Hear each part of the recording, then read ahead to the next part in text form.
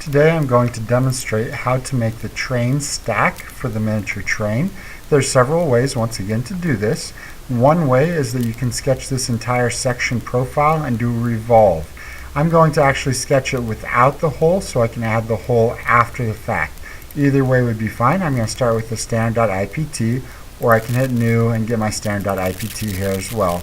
So to go ahead and sketch this, we've got to give it just a little bit to load.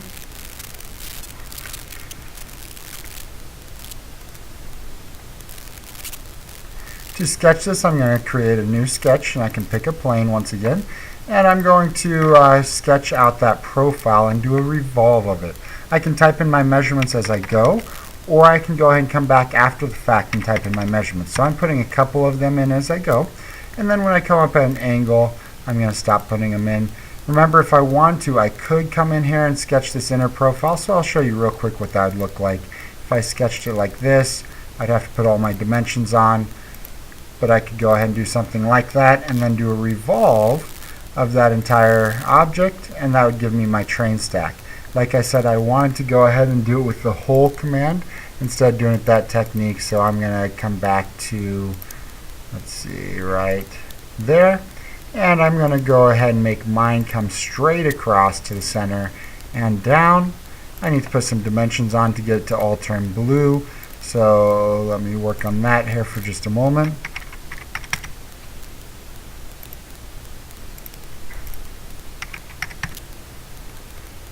Now when I'm going ahead and dimensioning the distance from this point to the center, you notice down here the diameter was all 0.5, so I divide that in half to be 0.25. Another option when I'm doing revolve is if I click my central line, click the point, I can right click and get linear diameter. Should be able to if I hit dimension, click my center line, click that point, right click. There's my linear diameter I was looking for. Then I don't have to do the math of dividing it in half. That's just another way. This one needs to be an angle of 15, so I click it at any vertical line will give me that 15 as long as I do that included angle. Right there's my shape. I can finish sketch, revolve, and I pick my central axis to go ahead and get the basis for that train stack. Now in order to put a hole on it, I've found the best way is if I create a sketch, just pick that surface there. It gives me that origin, which is what I'm looking for. I can finish sketch and go right into the hole command.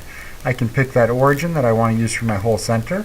We have to do a counter bore, and then all the different measurements are in this one note here. So it tells us diameter 0.375, down 1.5. So that'd be the central hole that comes all the way down. It tells us counter bore diameter 0.875, that's the size of this, depth of 0.375.